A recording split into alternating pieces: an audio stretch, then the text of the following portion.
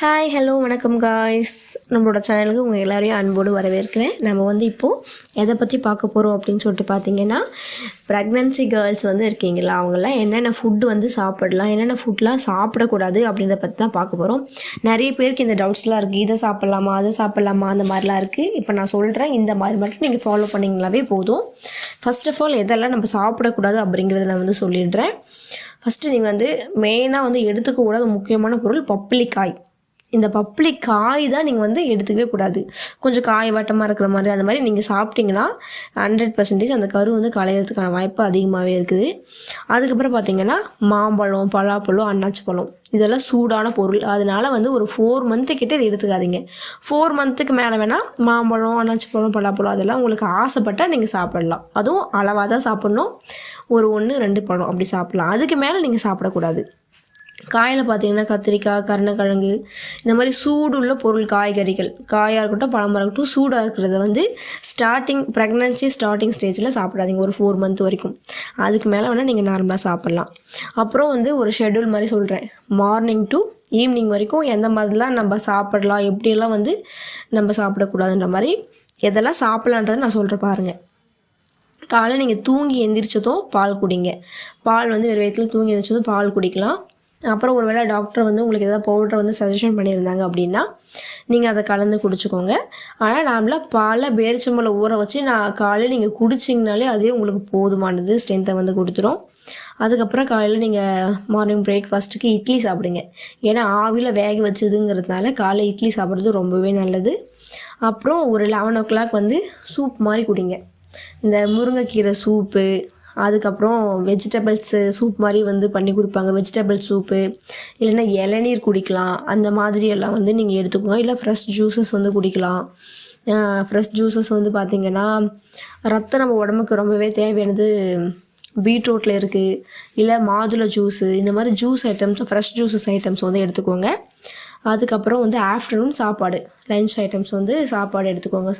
சாதம் பொரியல், ஏதாவது பொரியல் வச்சு சாப்பிடுங்க, நார்மலாக காய்கறிகள்.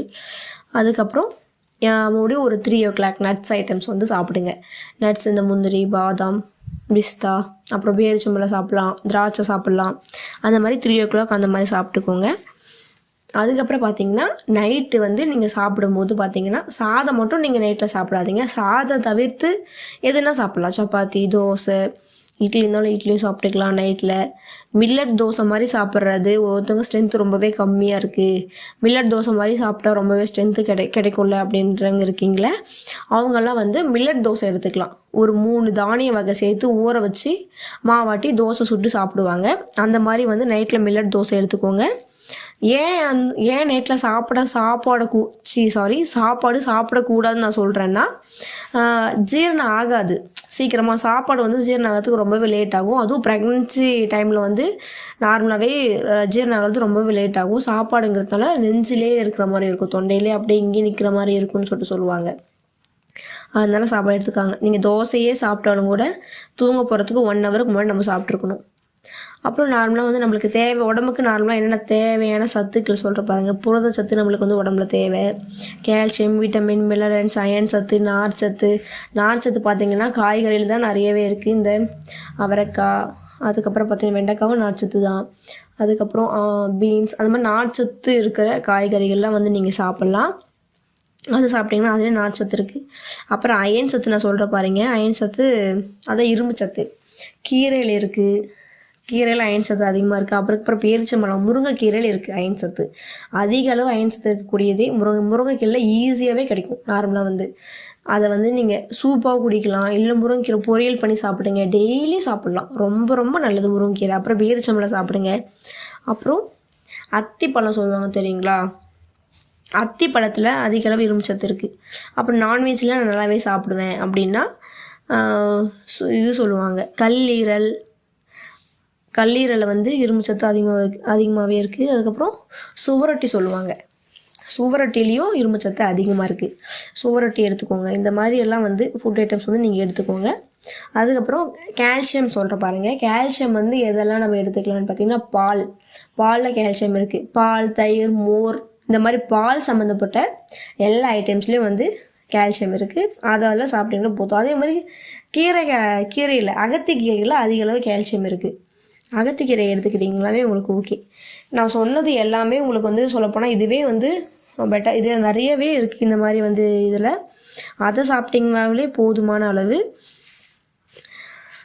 இதெல்லாம் வந்து இதே வந்து உங்களுக்கு வந்து கரெக்டாக இருக்கும். நார்மலாக வந்து சாப்பிட்றதுக்கான போதுமான அளவு இதுவே ஃபர்ஸ்ட் ஆஃப் ஆல் ஃபாலோ பண்ணிங்களே போதும்.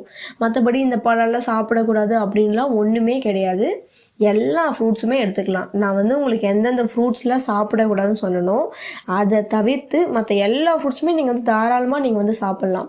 அதே மாதிரி குங்குமப்பூ வந்து விலை ஜாஸ்தி. ஒருத்தவங்க குங்குமம் சாப்பிட்டா குழந்தைலாம் கலராக பிறக்கணுவாங்க. அதெல்லாம் ஒன்றுமே கிடையாது. ஏன்னா ரிசர்ச்சே பண்ணியிருக்காங்க.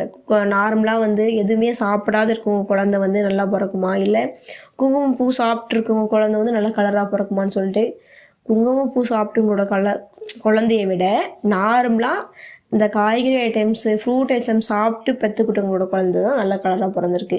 நீங்கள் இந்த மாதிரி எடுத்துக்கோங்க. குங்குமப்பூலாம் விலை அதிகம். தேவையில்லாத நீங்கள் செலவு பண்ணுறதை விட்டுட்டு இந்த மாதிரி நீங்கள் பண்ணலாம். கேரட் சாப்பிடுங்க, நல்லா கேரட் சாப்பிடுங்க. மாதுளப்பழம் நல்லா சாப்பிடுங்க. இதெல்லாம் நீங்கள் நல்லா சாப்பிட்டீங்கனாலே போதும். அப்புறம் ஆரஞ்சு, உங்களுக்கு ஏதாவது ஃப்ரூட்ஸ் ஆகாது, அது சாப்பிட வேண்டாம் அப்படின்னா மட்டும் சாப்பிடாதீங்க. மற்ற எல்லா ஃப்ரூட்ஸும் சாப்பிடுங்க.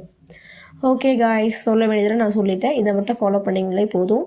நம்மளோட சேனலை சப்ஸ்கிரைப் அண்ட் லைக் பெல் ஐக்கனை கிளிக் பண்ணி வச்சுக்கோங்க. ஃபாலோ பண்ணுங்கள். ஓகே, பாய்.